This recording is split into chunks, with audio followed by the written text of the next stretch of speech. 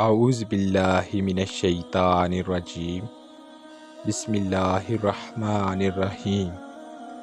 عبد الرحمن بن سمرہ رضی اللہ تعالیٰ عنہ نے بیان کیا کہ نبی کریم صلی اللہ علیہ وآلہ وسلم نے فرمایا، اے عبد الرحمن بن سمرہ، کبھی کسی حکومت کے عہدہ کی درخواست نہ کرنا، کیونکہ اگر تمہیں یہ مانگنے کے بعد ملے گا تو اللہ پاک اپنی مدد تجھ سے اٹھا لے گا، یعنی تو جان تیرا کام جانے، اور اگر وہ عہدہ تمہیں بغیر مانگے مل گیا تو اس میں اللہ کی طرف سے تمہاری مدد کی جائے گی۔